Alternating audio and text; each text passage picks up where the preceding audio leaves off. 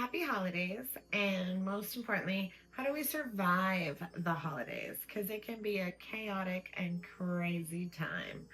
Number one, think about this and talk to a close family, talk to a close relative, talk to somebody that's going to be there that you trust, that you think you can trust with information about your household to help you manage the holidays.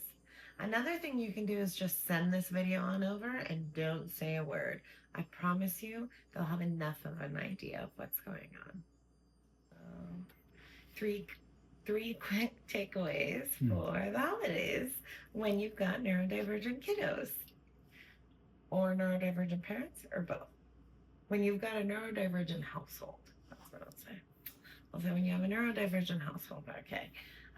Tip one, you need to prime and transition. What does that look like? That looks like tonight our plan is we're going to do this, this, and that, and then we're going to go have dinner with Auntie XYZ, and there might be food you don't like, so we're going to eat ahead of time. Thing two is you want to make sure to prime your family as well and prime yourself, because you're likely to be told that your kid is rough or your kid is acting a certain way, and people are probably going to have something to say because that's just how people operate. So you want to be sure that you have answers and things to say.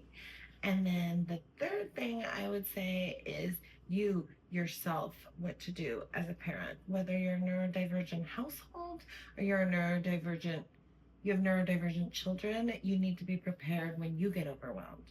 When that aunt or uncle says something out of pocket and your kid freaks out and has a tantrum, you need to know how you're going to take a breath and how you're going to breathe. A lot of that is deep breathing. A lot of that is maybe going a step away and having other caregiver or close family friend help you out while you go take a second to breathe.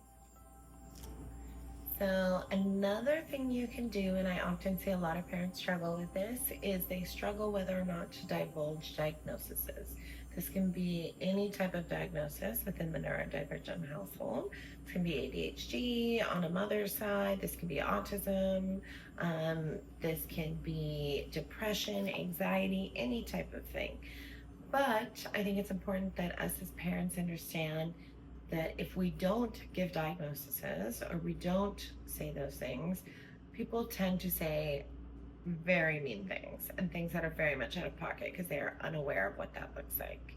Of course, it is up to you to decide how you want to handle it, but I do think it's really important that you're prepared for what to say and how to say it when someone says something like your kid is very rough, or how come your kid is not affectionate, or you have that weird aunt that goes to hug and kiss your kid and your kid starts screaming and then everyone starts flipping out. You need to be able to have a plan in place so that your kid is able to manage and you are able to manage without having to hear all the terrible things from your parents or family or other relatives.